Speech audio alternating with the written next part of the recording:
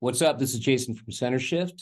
Please check out our debut record, A Different Shade of Color, out now on all streaming services everywhere worldwide. And you're watching John the Ninja. Ladies and gentlemen, how you doing? It's John the Ninja live in the dojo. You know, it's the dojang. It's Thanksgiving weekend, and it is the John the Ninja Studios.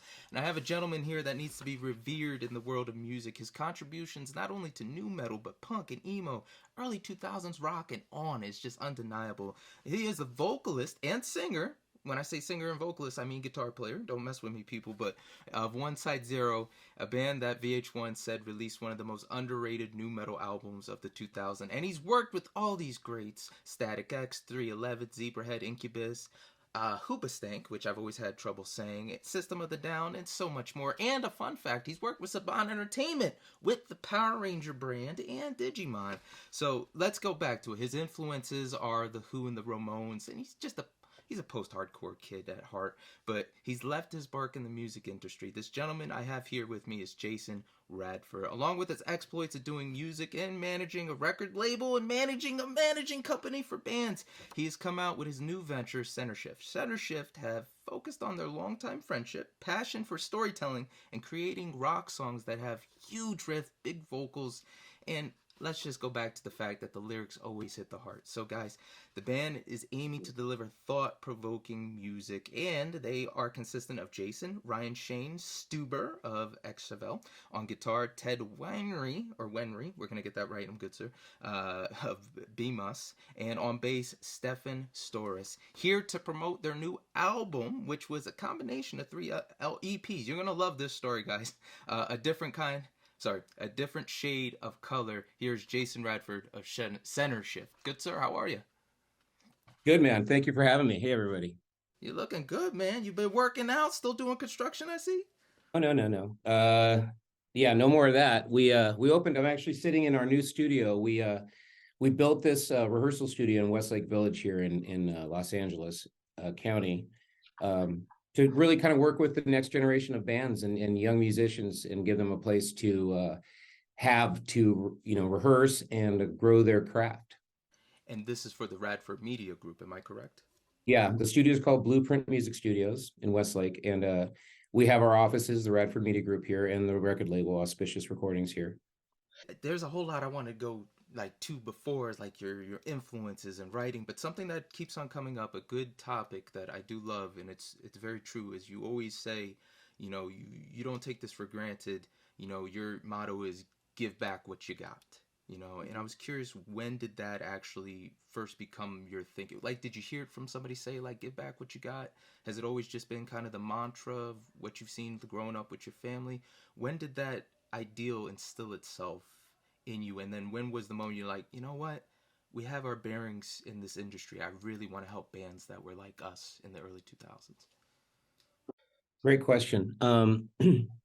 It actually started when OnesideZero went on our first tour, and that was with Zebrahead.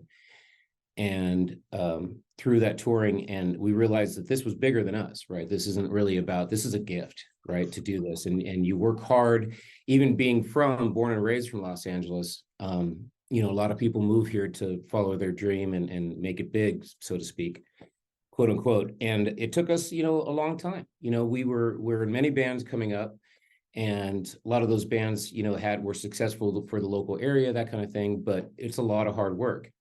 So once we got out on the road, and we were getting, CDs every night from kids in these different small towns or all over, the country, and to realize that there's not much, they may never get heard. It took us this long to do this, and like, we got to do something. This is, and we'd listen to everything. I'd come home and listen to, 100 and something CDs of all these kids, and they're phenomenal, right? So I've always had that feeling from that point on that you got to do something, that you got to give back to this, and it's all about the next generation and keeping rock alive and keeping whatever your genre of music is, and so throughout my career and things like this, I've always tried to strive to where we're at now, and finally got the opportunity to be able to do that. So we have a lot of different ventures that we try to help out the next generation of artists, or the artist that maybe just doesn't know how to get their stuff out there, or to navigate this industry the way that it is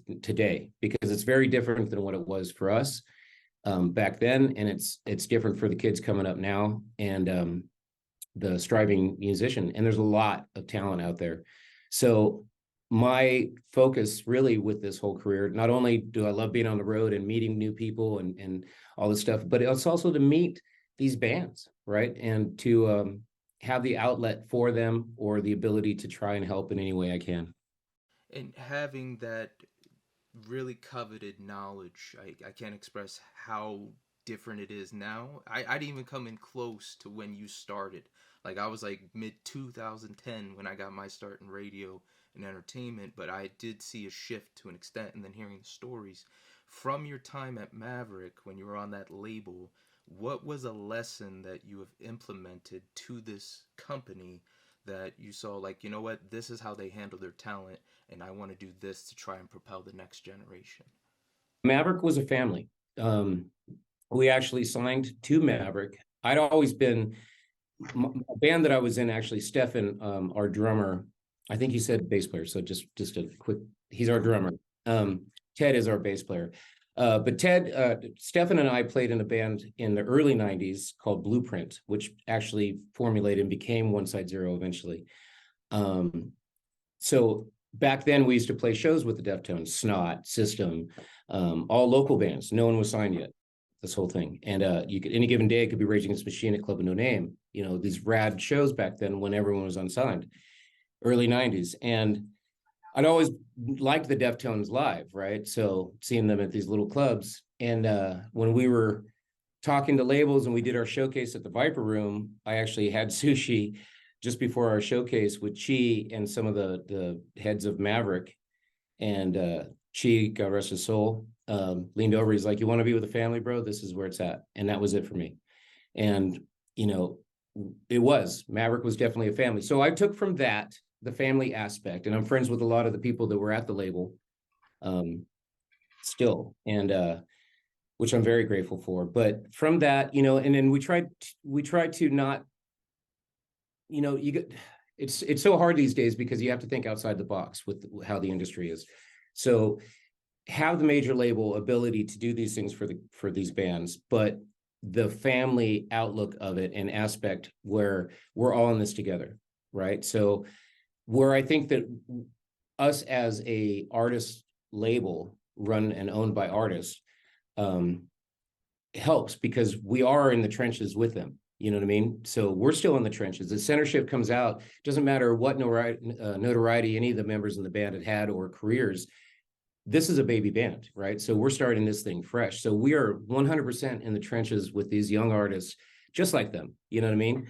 So if I can't stress enough, we're all in this together. And when you make it to the big show, or, you know, get it out there, you realize how much of a family this whole thing really is, you know. And there's no genre lines. There's no, you know, because any radio show you could be on, you're playing with Dalupa, you know what I mean? Or it's someone, all these different kinds of things. And, you know, these festivals are amazing for that. And once you're in that, you know, mindset or world, then it's the family aspect, and how much of a family and brother and sisterhood this is just phenomenal, you know, and the support you get. And I just want to throw it out there for everybody listening. This guy's really cool. When he first got signed, he was actually playing a video game. He was playing Half-Life. Got that news, so I had to throw that in there for the gamer. But you're a gamer. You're from Cali. You are, you know, you're a skater. You're a surfer. You grew up in that very coveted, I would say, I'm jealous of you, good sir, lifestyle growing up. But something that really was interesting to me, that I see a connection to this gentleman to a lot of artists that made it big or had careers during your time, Sly Stone. And is it true? I just have to fact check this, that he is actually a cousin-in-law or an in-law. So I wanted to start, like, what was the first music that you heard that really grabbed you? And I know it was going to be a punk bag, either the Who or the Ramones, but I have to ask because he has such influence and he's always a presence. I talk to all these musicians that are like, yeah, he was my goddad, or I used to hang out with him all the time. Do you think his presence in your life, was that before or after you found punk? And what staying power did the punk music give you? You said it gave you a voice to explain your angst. Yeah, great question. Not a lot of people know that. That's funny.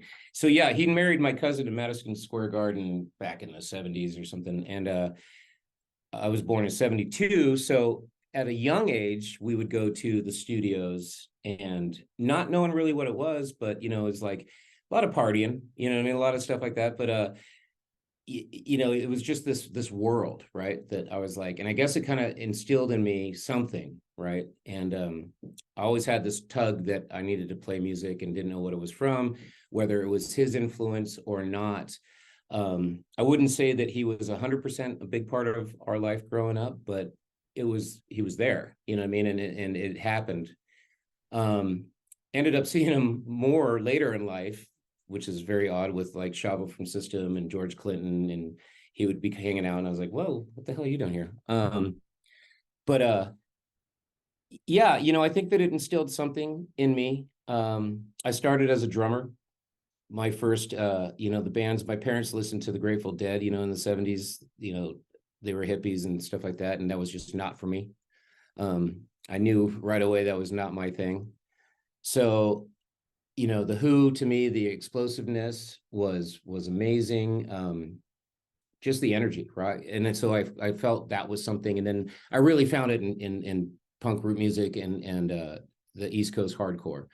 And being from the West Coast, our hardcore was a little different back then. You know what I mean? I think that like hip hop, there was also the East Coast and West Coast rivalry of punk rock back in the day and the hardcore. But with that, it started to influence me on when some of these bands, like Ian Mckay and Fugazi, they get out of the play as fast as you can and screaming and saying your point, but actually, getting into music writing and pushing the envelope there really kind of influenced me into my own writing and learning guitar and other stuff, and then melodies in my head to write to, and really taking it there and having a story to tell, or speaking for the people that maybe can't speak for themselves, right?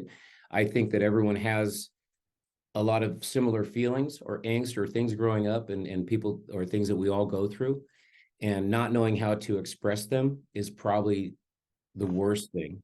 And if you can't and you find it through someone else, whether that be their lyrics or something like that, I think it's very positive.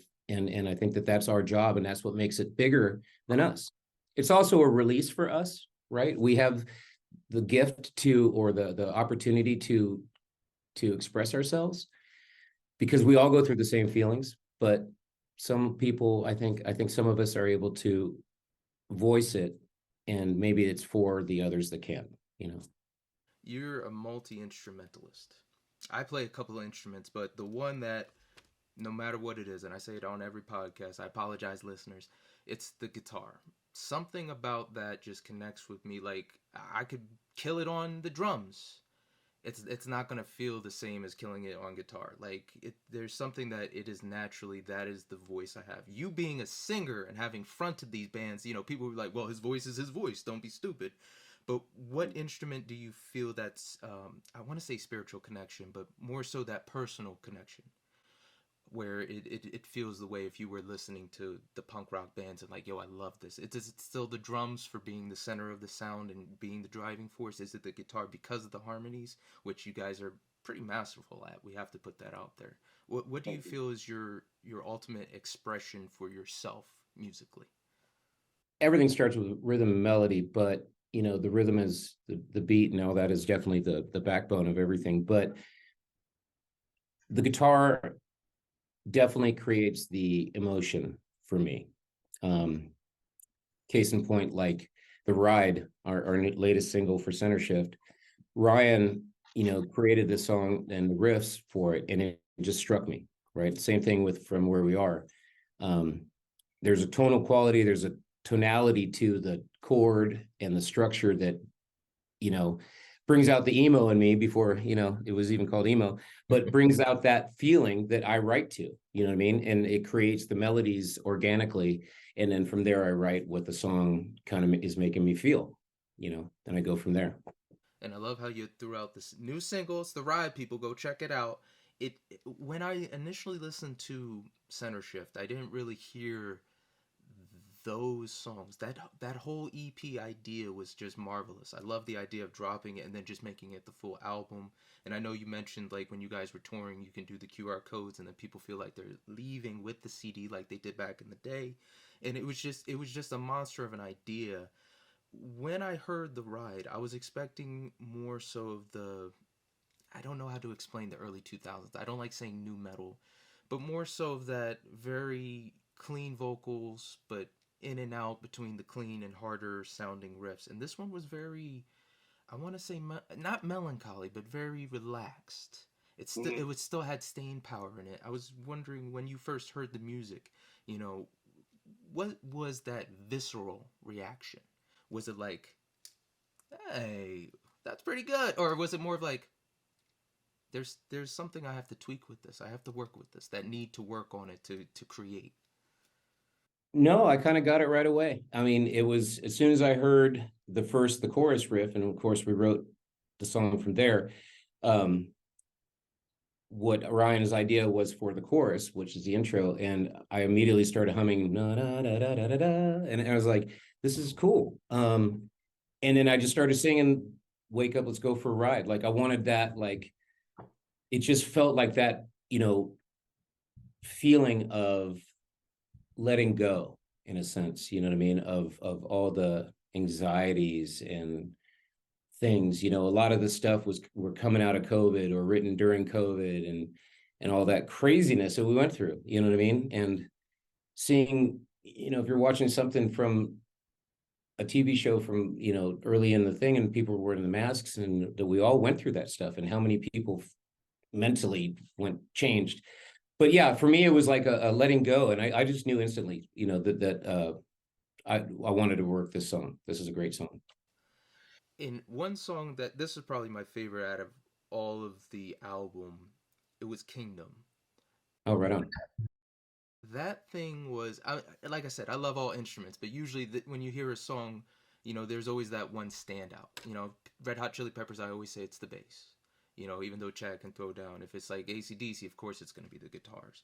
But I feel like this was a really good representation of the mastery you guys have, not only of your instruments, but your ability to write and make everybody have an important job. And that was the song I really wanted to dive into and see why was it constructed this way? What was the thinking? What's the VH1 behind the scenes?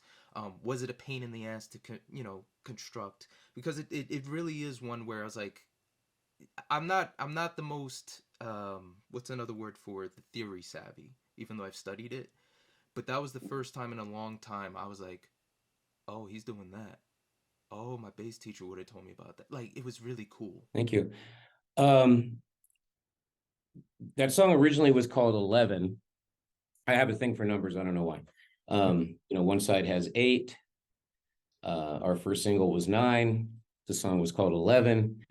But this song was called 11, not for anything deeper than the time signature is 11. And I write a lot of stuff, odd meters and stuff like that, just kind of the way it is. It's harder for me to write something in 4/4 than it is to write in 7 or 5 or 11. Yeah, you're a true drummer. So the concept was, I don't know, it just really kind of came together organically. And our first drummer, the original drummer for Centershift, is Mike Tarabato, and him and I bonded very well on odd meters and time signatures, and so he got it immediately. And from that, we built the song, the structure, and the structure kind of all fell together.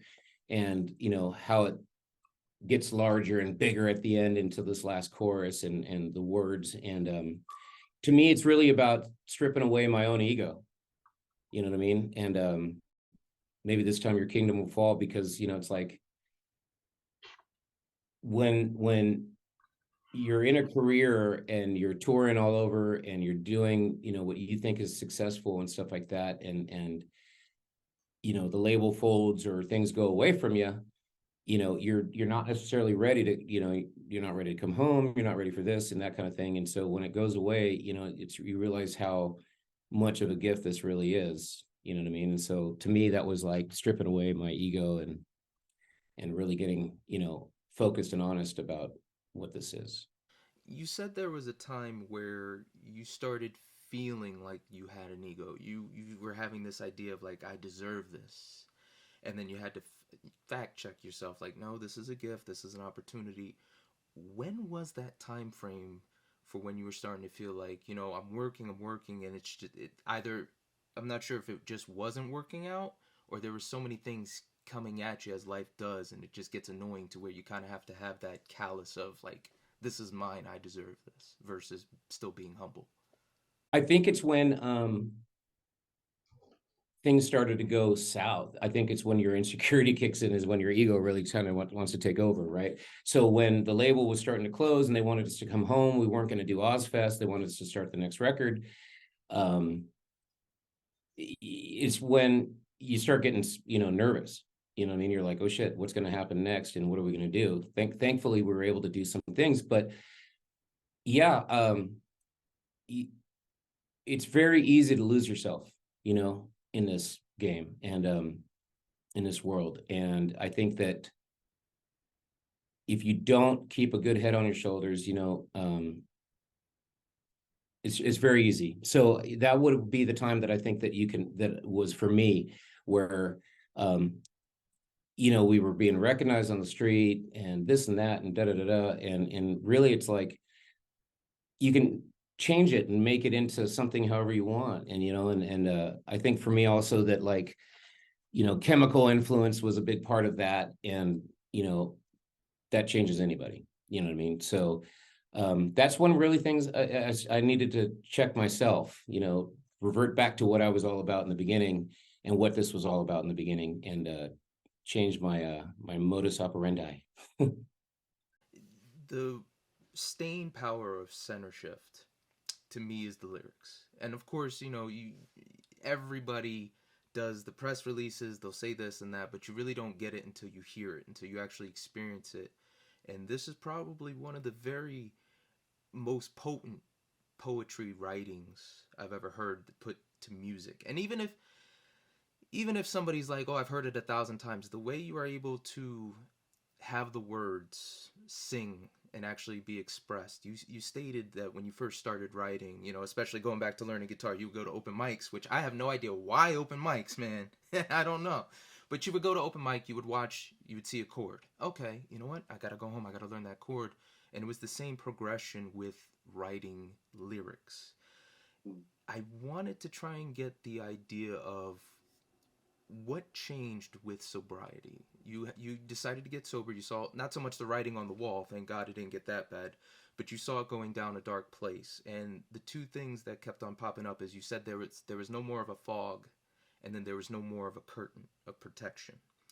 So evaluating your lyrics, especially since everyone experienced the pandemic and went through almost, and you drew so much inspiration, what was the change in the lyrical writing?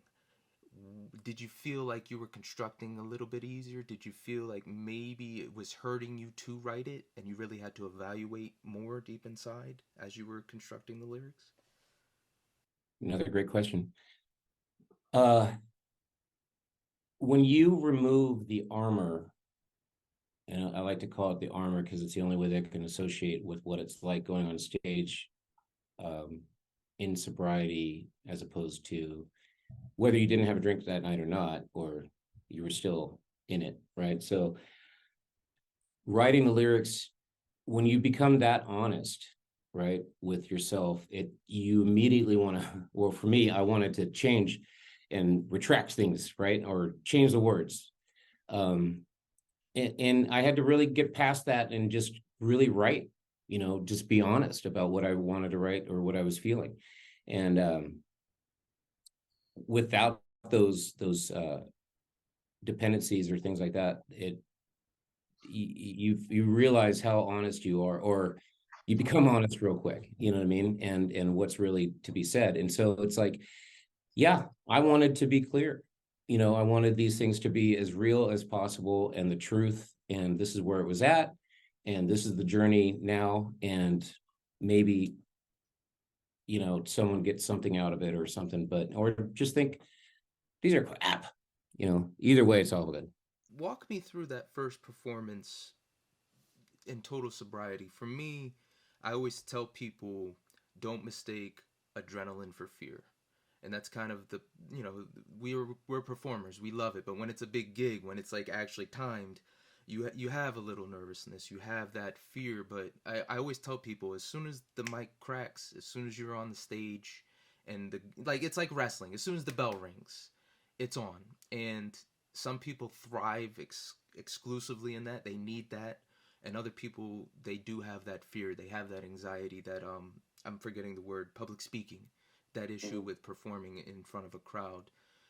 Could you try and set the stage for us of your thoughts prior to that first performance? Because it's one thing to go like, oh, like I was drinking and stuff, but the way you said it, it was like you remembered everything, and I was like, that's a big tell of a huge difference when you can be so immersed in the moment that everything is recorded and still there. Because sometimes I've had performances sober, and I'm like, I don't remember doing my bit. Did I do my bit? And then you go back to the video and you're like, oh yeah, I did say that joke. Son of a gun. It flies so quickly.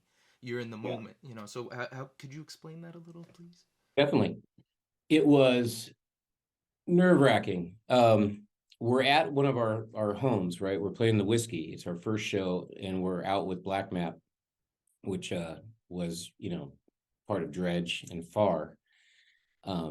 And I love Black Map, and we're main support. And it was, I'd played the Whiskey, hundreds of times, thousands of times throughout my career, and always a little liquored up and having a blast. This was, yes, I remember the steps going down to the stage. I remember my guitar tech handing me my guitar, and I remember the first note of the first downbeat and my first note, and was like, whoa, there's nothing. I'm not wearing any armor. This is as real as you get. It was quite nerve-wracking and quite an experience. The adrenaline was way up.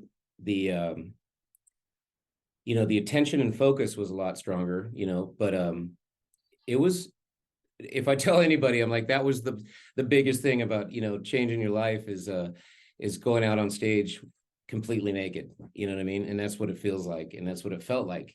And it took a little bit, because some of our first shows were, we were lucky we opened for Hoobastank as well, and some national acts, and you figure out who you are, real quick, and put those things together. But yeah, it was a very eye-opening experience, and I wouldn't change it for the world. I wish that I had thought about this earlier in my career. But you've also said, that your decisions were your own, and what happened. Sometimes we're really great, and things happen as well.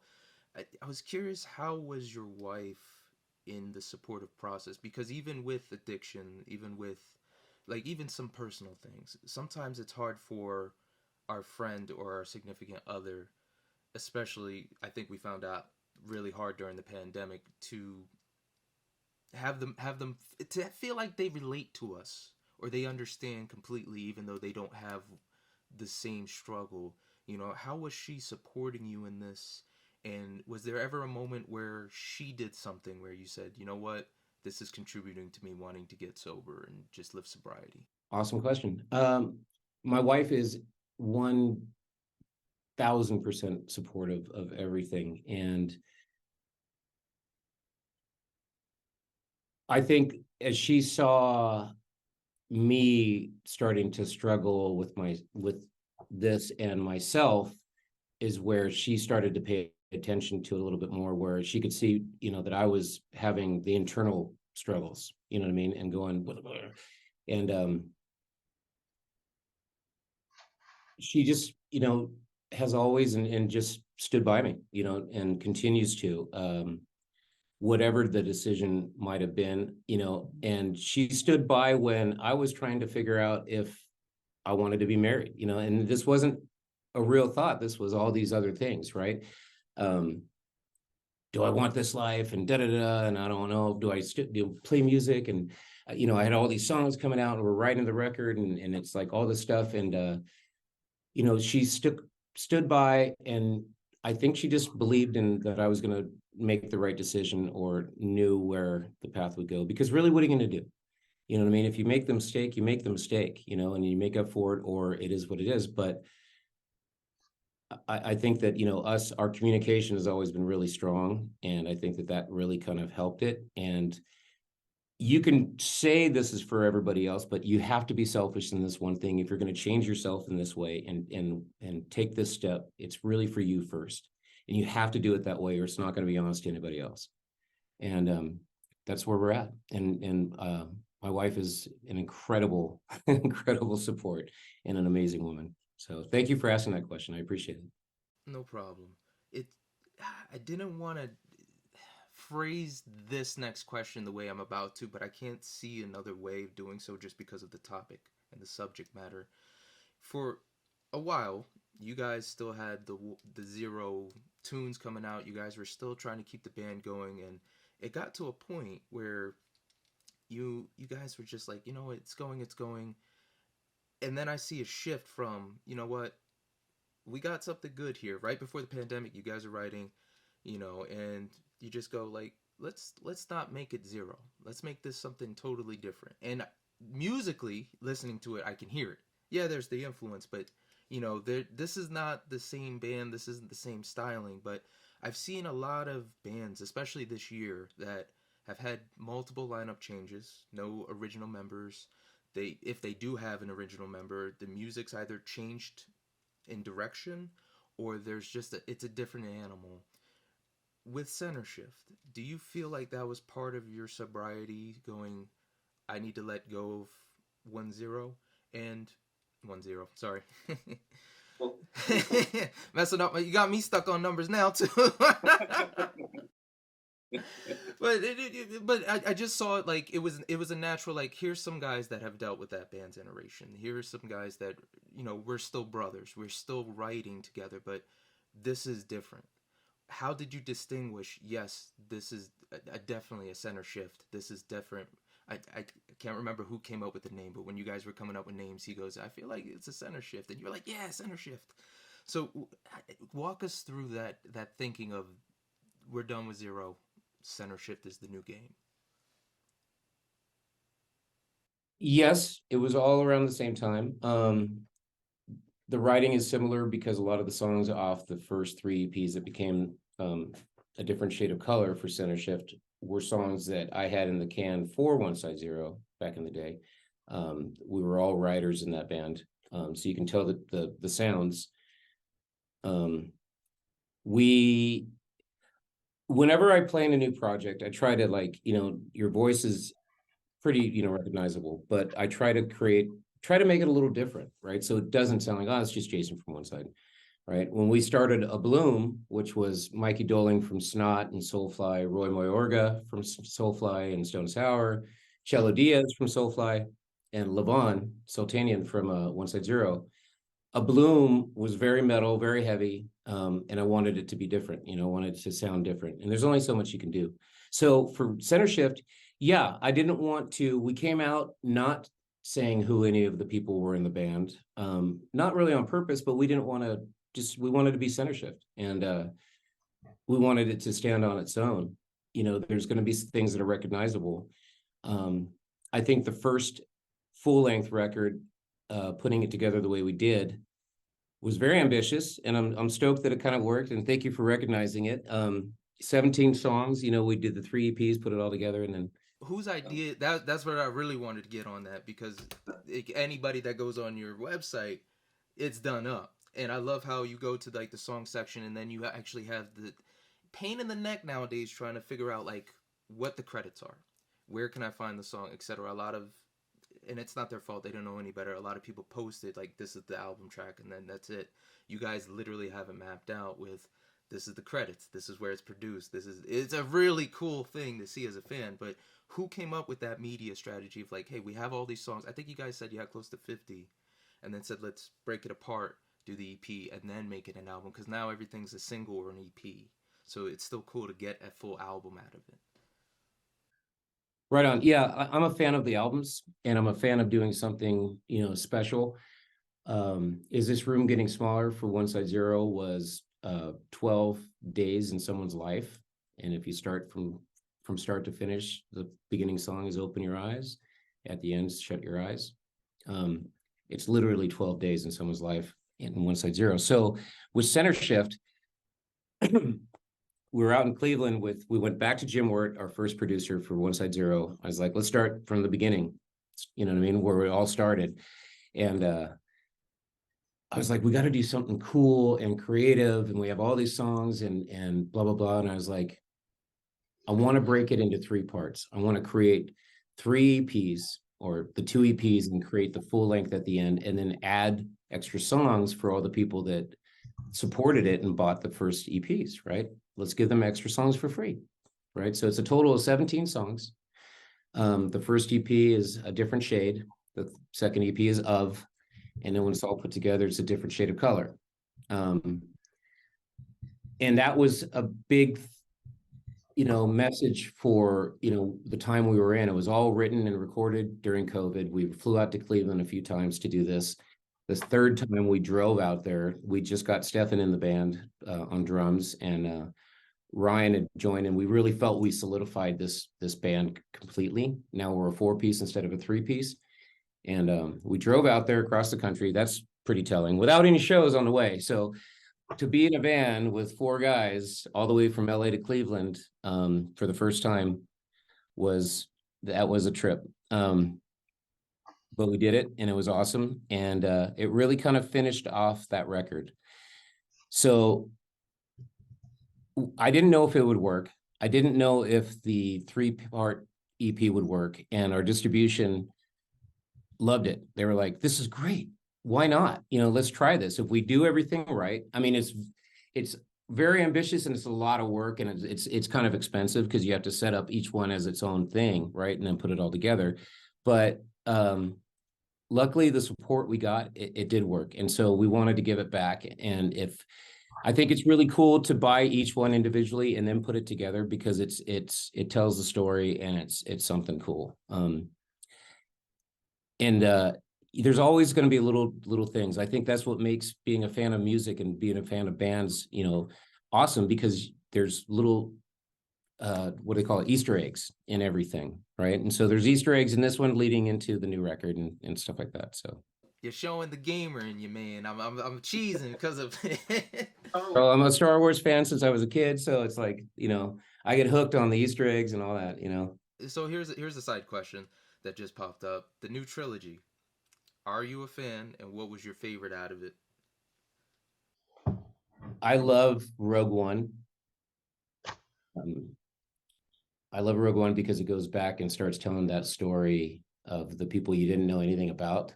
You know what I mean? So you have to watch into A New Hope to hear them talk about how they got the file, and the plans for the Death Star and all that stuff, and takes you back to when you're a little kid. So Rogue One is my favorite so far. I was not a fan of any of the Anakin Skywalker. The was bad. Episode 1 through 3. Yeah, I just wasn't a fan. The Jar Jar Binks killed me. Why is it always him? He is the one blemish out of everything we could complain about in the movie, and it's him. Because the original 3, the comedy relief was C-3PO or R2, and those were real natural characters. They weren't, it was just the actor that made that happen that way. You know what I mean? It wasn't a cartoon. It wasn't a created thing because, hey, this worked. Let's try to create it again. That's what it felt like to me. And then it went away with Rogue One and some of the other stuff. I think they caught it and went, okay, there's a realness to this, and a people believe in this thing, and for a certain reason we have to get back to that. So I loved Solo. Solo was probably my favorite. I didn't see Rogue, man. I don't like suicide missions, and it's got to be a really good movie for me to be like, I enjoy this. Like Army of the Dead with Dave Bautista, phenomenal. There's an old wartime one. Uh, I cannot remember it. My mom was just watching because my parents are in the military, but it's not 12 Angry Men, but it's The Dirty Dozen. Yeah, it's this. Oh yeah. That's so I strayed away from that one. I don't like knowing like, oh, that's exactly what's gonna happen. So but I will say this: out of the newer three, that middle one with Kylo Ren and Rey going back at it, that's my favorite. But the last one was very. Yeah, a lot of people say that. I didn't hate it. Um, yeah, The Force Awakens I thought was great. I mean, I'm a fan again, you know what I mean? I just still avoid when I'm watching all in sequence, I just avoid 1 through 3. We'll talk about Star Trek after, but let's go back to Jim because Jim Yeah. is very. He's worked with so many people. I was wondering what he does for you to pull out that little extra. Every producer is different. Some, well, like Martin Birch, you're going to be throwing a chair at the window and screaming your head off until you get it right. Or even Mutt Lang, it's got to be perfect. Then you have the other, pretty much like the Dr. Dre's, like, hey, let me guide you. This would be good. The Timberlands. So what about Jim and his style of work do you feel really brings out your creativeness and your ability to translate it to record? He really becomes the fifth member of the band. He really encompasses himself into each song and what the band's about. He pushes you as a vocalist and melodies, I will sing the song probably 800 times before it's done. You start vocals, it'll be a day where we're doing guitars and, his long hair and he leans back and he's like, go sing. And you're like, what? You know what I mean? You're sitting there on the couch, not thinking anything, writing lyrics, and you didn't think you're singing that day. Okay. And then you're starting to do rough vocals, and then that's it for the day. And we'll go back to guitars and all this stuff. And he just needs to get the melody, and he starts getting you warmed up before you even know it. You know what I mean? And he really pushes you to be yourself, to really, find who you are, because a lot of times we can sink back into, which kind of goes to the question earlier about the different projects and sounding different. You can sink into what you know, right? And it's very comfortable to be what you're comfortable with. And he kind of pulls that out of you where it's like, nah, he's like, I don't think you're telling the story, or I don't think you're not, it's not there yet. Just sing it again and do it real good, kind of thing. And it's funny, but you get what he means, and for me, I think if we were going to go back and start a new project, it had to go back to where we began with Jim Wirt and start for real. You know what I mean? Because I've worked with other producers and they're awesome. Every producer's different and everybody's got their own thing. And I don't know that I've been pushed like I am with Jim. And I really love to work hard. And it's easy to not, when you're in there, when it's been a 10-hour day and you're singing for the fourth hour, and and to still keep that energy up and be pushed, I think is real important. And Jim does that. And Jim's a band member and he's a musician, you know what I mean? So he understands what you're writing and he knows, what the feeling is. And he really gets encompassed into the band that he's working with. And I think it's phenomenal. I've seen him work with other artists that I manage, and a band, Ground State, out of Cleveland, that's on our label, that he worked with, and just seeing him work with other people and seeing him really be the same and that legitimate or that encompassed in other artists, where it's not just you, it's with everybody. And he's really believes in the projects he's working on. So I just love the work ethic and how he pushes you. So how do you in turn do the same? Because yeah, this one comparison blew my mind. I understand why people make it, but it does not sound. It doesn't seem like a good comparison musically to me. People have compared you to Maynard from Tool, and I again off of like untrained ear, I get it. But then again, listening, I'm like, this is very distinct. This is very different. I was curious who your influences were in learning to sing, and how you've been able to set yourself aside, excuse me, to be unique or not repeat yourself. You've done so much music, you've dabbled in so many different styles of it that it can be easy to fall into, oh, I did the same pattern. Like, how do you try and vocally differ? Who influenced, and how do you make your seal of approval, your stamp for when you sing? Um, Another great question. Listening to punk rock, you know, and bands like Kevin, 7 Seconds, you know, Kevin Seconds brought melody. The Descendants brought melody into some of the stuff, and I started catching me, right? And then for me in the 80s, you know, Duran Duran, Men at Work, Boy George, some of these singers, right? And you know, I just loved the melody on it, right? And finding that. And so I would sing along to these things, and I would say that's really how I found my voice. And yes, I've always gotten, and it was really hard being a local band in LA and Tool coming up and being in another local band back in the day and having the similarities or the people saying that. And I think that we're maybe just on the same page melodically. I don't know, tonality wise. I appreciate Tool. I like Tool. You know, I loved them when they were a small local band. I thought they were great. I think they're great. But never really my influence. If I go to start a record or start a new project, I think I get influenced by a lot of different things, like Sia. Got really into her for a minute. You know, I love Bjork, things like that. I try to push myself out of a realm when we're playing, or we love to be in a genre that is very similar to other artists in the genre, right? There's only so much you can do, but we try to push the envelope, or at least, you know, I do, you know, with the melodies or the words, or definitely something different. You know, I want to be, I want it to feel like something else, because I feel like you have to, in a way, put a reference to something. Well, what do they sound like? Oh, they sound like you know, if you take Mary's Danish and put it with Jane's Addiction, you know, that kind of thing. If you have to use, it's just the best way to describe bands. It's reminds you of this, right? Which isn't bad. You know, we have to associate things to something, but I think that's when you really fall in love with the band, is when you fall in love with what they're really about and who they are, you know. And it happens to everybody, you know what I mean? So yeah, I mean, I don't mind it. It used to drive me crazy in a sense, but it's a hell of a compliment, tell you that, you know. So I look at it like that. When it comes to writing, I've been very fortunate. I've talked to a lot of cats that have done children's cartoon songs. They have written for Power Rangers. Shout out to Ron Wasserman and and Jason. You know, sing on this. Like, I was curious.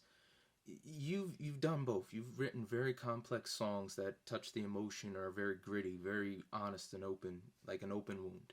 And then you also have, you know, the happy songs, like, hey, let's come on, guys, let's get into it, really enjoy. Like, kids won't have an idea what's going on, but there's a joy, there's a sense of excitement that comes, that it almost rivals when we first heard our favorite bands. You know, what is this? I want to hear it again. And it's the alarm, like your favorite wrestler comes out. It's time to enjoy yourself.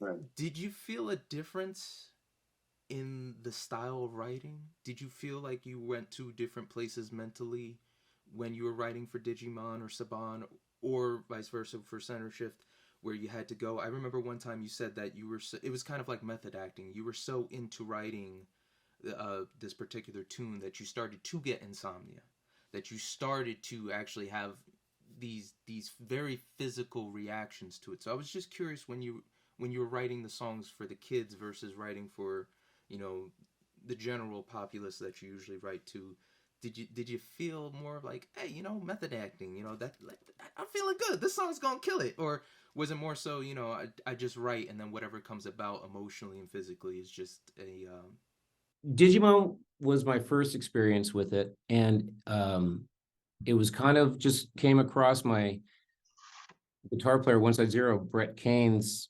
You know, he got a text. He's like, "Do you think your singer would be interested in this?" And at the time, my two little brothers loved Digimon and Powermon and the whole thing, right? So I was like, "Yeah, shit, let's do it." You know what I mean? And went in there, and it was Yes, I had insomnia when we were doing the Is This Room Getting Smaller record because, we were working these crazy hours and, it's your first record and you feel all this pressure and all this stuff. And it's funny, my girlfriend at the time was trying to give me like little relaxing drops in my coffee. And I was feeling really lethargic. Now, you know what I mean? At the studio, I was like, whoa, man, I can't keep my eyes open. This is really weird. I've had so much coffee. And she calls me and she's like, don't drink that coffee. I actually put the dog tranquilizers in it. And so she was knocking me out. So only because she was concerned, but it was funny. So going from that and then writing something, and if I would say my first thought was, this is campy. You know what I mean? It was like, what am I doing? And it's so like down, down, down, down, down, down, down, right? And but my brothers loved it, and I thought this was really cool. And who would know? You know what I mean? We're trying to make this record, and we're gonna be these hard rock, big established, you know what I mean, band. No one's really gonna know about this stuff. We get out on the road and everybody came to me first with their Digimon CDs to get them signed. There were music videos of the kids doing the runaround and all this stuff. And it was pretty phenomenal. And they weren't there to see OnesideZero. They were there to see Digimon at a OnesideZero show, right? And that was pretty hilarious. And looking at later in life, it's pretty freaking rad. You know what I mean? To touch people like that and to, on something, a cartoon and all that stuff, it was just fucking rad. And it was, I didn't look at it like that in the beginning, because we were trying to get OnesideZero so, known and break. And, but it was such a rad opportunity to do the 3 songs and to be on that record and to be asked back to do the Power Rangers Time Force theme song was really cool. And I was actually, I can admit when I was younger, I guess I watched the first season of Power Rangers, because I was a Voltron fan, right? So Voltron, Power Rangers, all kind of morphing into something, the change. Robotech, I was a huge fan of Robotech back in the day. So yeah, it was a hell of an experience, and I don't regret or I love every aspect of it, and the kids that supported that franchise and supported those songs and all that. God bless you. It was awesome. I spoke with Jason Page, who did the Pokemon theme song, and he said the same thing. It was kind of more of like a gig on to the next thing, and he's worked with notable figures just like you, but it always is fascinating to see how some of the work either you're embarrassed of or something that you're just kind of like nonchalant about. Not saying you didn't give it your 100, but something you're just kind of like, let's do it, and we got other things to worry about, ends up being a very vital piece of work to a bunch of people. Again, on this idea of giving back and getting, you've stated time and time again you've gotten to meet your idols, but I've been having trouble pinpointing who some of those idols were that you were able to meet, that were courteous to you when you had them. And they say don't meet your heroes. I think we've been very fortunate in that not being an issue. They've given us the time of day. So along the lines of give back what you get, who is a artist, a figure that when you were on your journey to get to where you were going with OnesideZero, with your company, just in your career as a whole, that was a driving force that gave you so much, and you could say, hey, that's an influence of why I give back?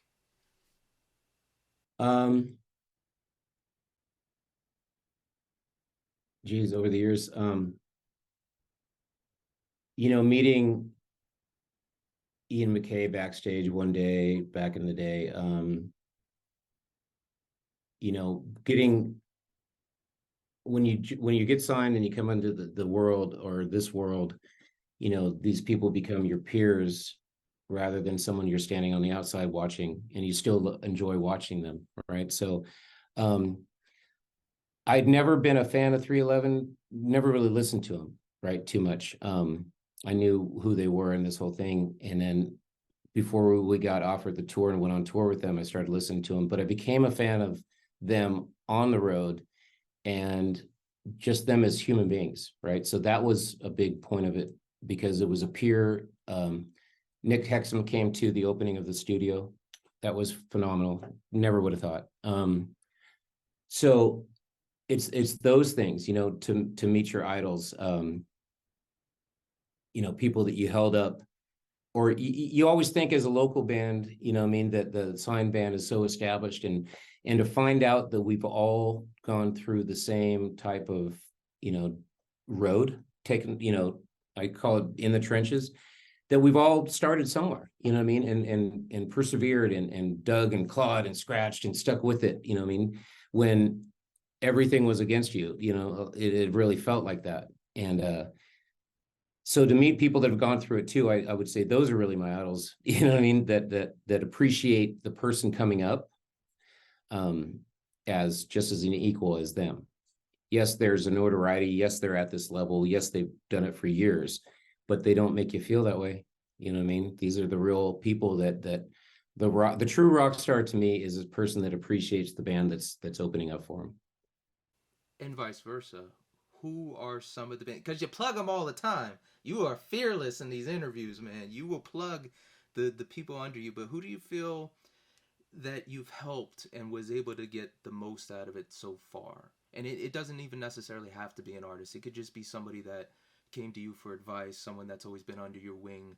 You know, I have like 5 mentors in different fields that I literally can say they are the best at their craft or whatever they do, and they didn't even have to take a liking to me, but they were so gracious with their knowledge that it's made me a better person. Who do you feel you've had that impact on? Ground State, you know, they're very gracious for us giving them the chance. I hope we're leaving a good lasting impression. I don't know, you know, I don't know that I'm in it for that, but you know, it's you know, I just try to guide and do the right thing. I try to be active in sobriety and give back in that way as well, and be of service. So, you know, Just out of fun, because we've gone to a lot of concerts and we played a lot of shows. I have to know which festival sticks in your mind as one of the best experiences. And it could have been a fan, you could have been working it, but I will never forget Firefly 2018. And it was the perfect amalgamation. I didn't even go to all 3 days. I went to one day. I was with the crush, love of my life, up to date until I find the next one. They had everything. They had punk rock, they had country, they had pop, they had rap. The Killers and Eminem finished it out. I couldn't think of a more perfect day of music and camaraderie. What is a festival that it was like that for you? This is just phenomenal. 2. I'll put 2. The first one was OnesideZero. We had left, Maverick had folded, or we had left Warner Brothers. We were supposed to fold over to Warner Brothers, come in and start doing the new record, and we're like, we're out of here. We had a tour booked. We're on the road, so I kept us on the road, right? And I think that's why our fan base has been so amazing for OnesideZero, because they were so supportive of us always, and no matter what we were going through or doing. So we're out on the road, and we get into New Mexico, and on the itinerary I have, we're playing some park, right? And something fest. And now we had done fests before. You know, radio shows, you know, when you're doing a radio festival, and you know, when you're doing these other things, but these festivals, we'd done festivals before. We're like, okay, what's this going to be? And we start seeing signs for us telling us where to park. And we're in this beat up RV now. This tour has just been horrible on this car. We beat the shit out of it. It's barely running. And we pull up into this thing, and we're like, where are we? Right. And it's for I think the Edge radio station, Edge Fest, in Albuquerque, New Mexico. And it was 50,000 people. And we're on the main stage with Seven Dust and Static and all these people that we just got off the road with, right? And now we're playing the main stage with them, and Thrice is on the smaller stage over there and all this shit. And we were like, we had no idea that we were that big in this radio station, or in Albuquerque, or in New Mexico, right? And in this demographic. And that was awakening. And so for us to walk out there and start the first song, and I think it was New World Order, and the downbeat, Rob hits the downbeat, and oh, the sea of people just start jumping because I'm like, jump. I like went running off the stage and had to jump into them, and I was gone. You know what I mean? Because it's like there's no one row. You know what I mean? It's just a sea of people, all that stuff. So that was not the first festival we had done, but we were not expecting that, and it was probably the most amazing feeling we had. And then just to go see all the people that you actually like, right? The bands that were playing, Atreyu, Thrice, you know, all these bands were out there and stuff like that. And I think Edema was on one of the other stages, and we just got off tour with them.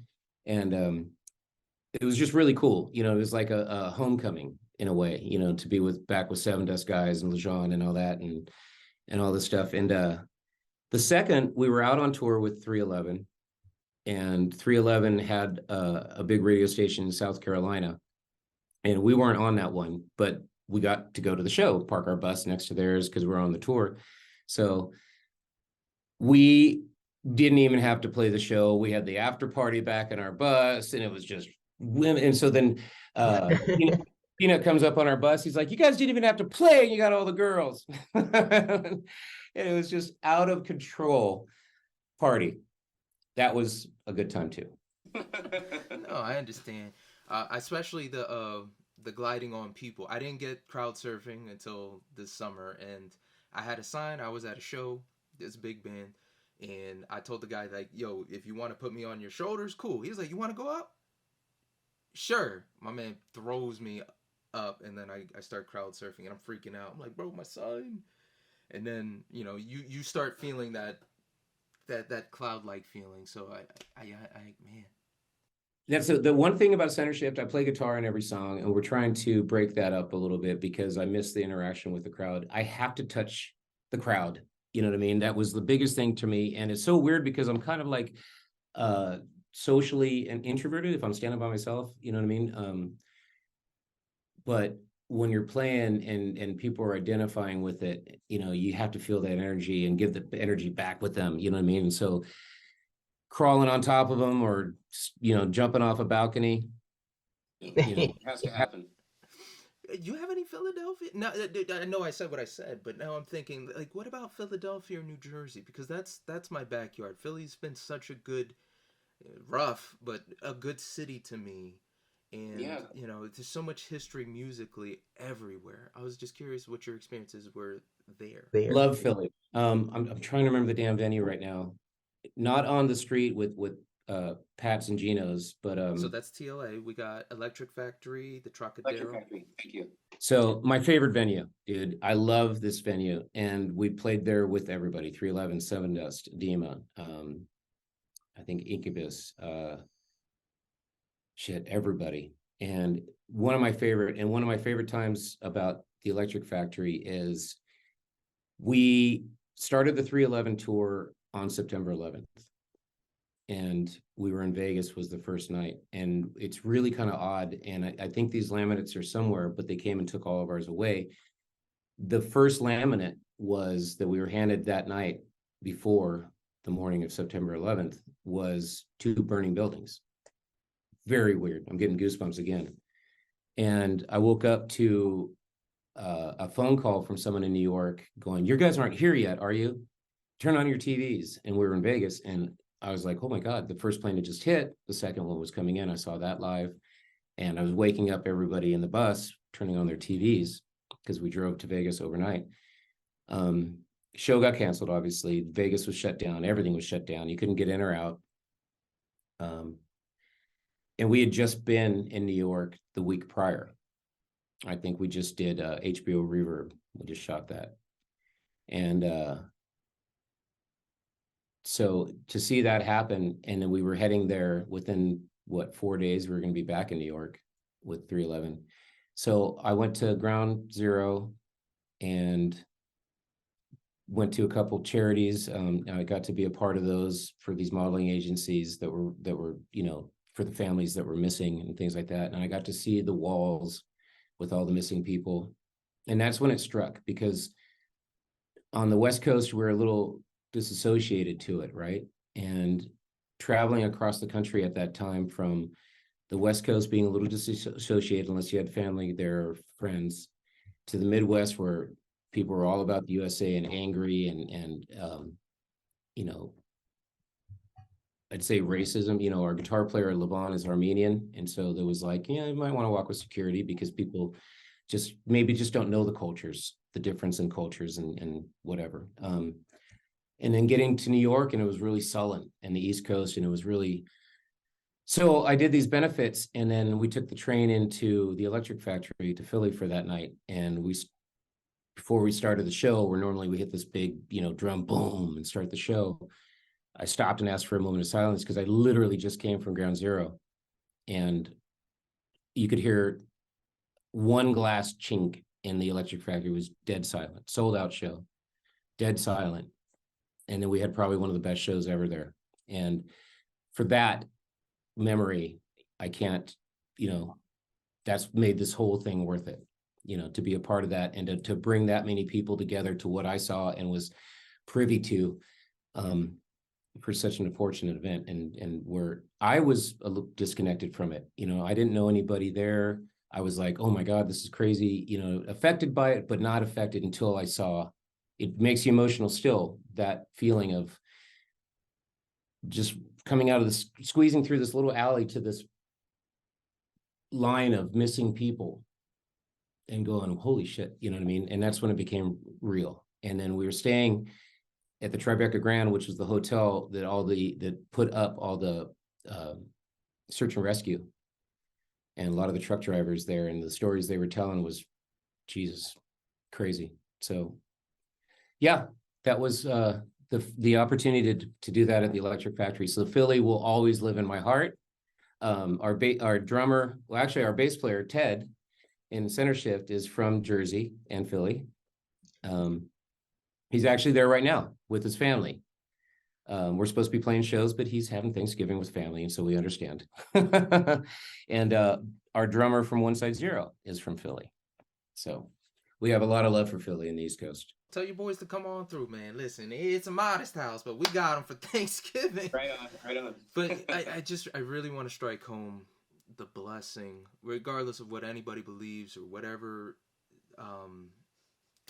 you subscribe to, the blessing to have been able to give that relief to those people. You know, the power of your music to give relief in times of need, you know, especially for something so traumatic, man. You can't, there's just nothing you can do to really replicate that. And I've had times where I've been able to help, sometimes very like, hey, I didn't expect that, I'm sorry, you know, I would have done it a little better. You know, I was acting in a play one time, and a mom came up to me whose family survived a horrific thing that was portrayed in it, and she said, you did such a good job, thank you. It's like seeing so and so again. And I was like, I'm not going to tell her I read this off this, you know, read the script off the, you know, this, you know, you just, you know, you do your best. What a blessing to be able to do what you love and to help. I always end these with the most important question. What's the best piece of advice you've ever been given? You know, sometimes people will tell you something and it's just over your head, and it comes back years later. It's like, wow. Sometimes they're joking with you. Like, man, is the effing you getting worth the effing you giving? Or sometimes it's like, hey, let me sit you down, you know, just remember to live, enjoy your life. What is a thought? What is a statement somebody's told you or you heard? Maybe it is give what you get back. You know, give what Right. what you get. You know, Yeah. what's something somebody said that was always stuck with you and always has been, you know, a mantra, a guiding light, or something that just is, it's nice to hear in your head every now and again? Whenever you're not looking at life, life happens. You know, to me, I took that as don't dwell so much on things and let God, the universe, life, let it happen, you know, just let it be, you know what I mean?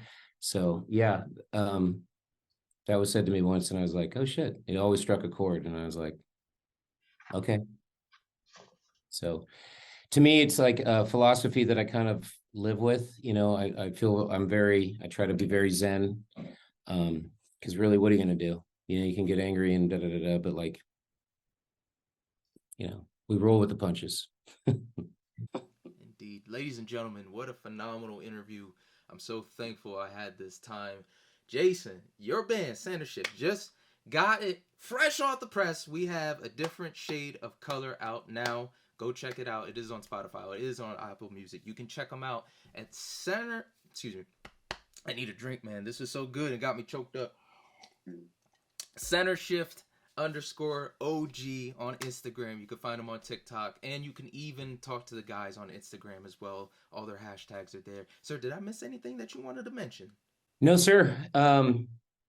Amazing interview. Thank you so much for all the questions. Thank you for having me. Thank you for listening to Centershift and the support for OnesideZero back in the day. And just appreciate you, man. Thank you.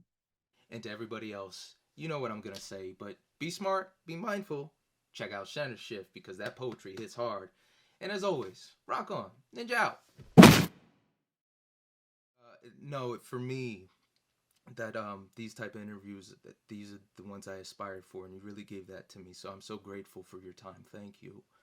John, thank you. I mean, your questions were amazing, dude. And I do about the wife and, you know, the personal stuff. I appreciate you going there, and it was a great interview. Thank you so much.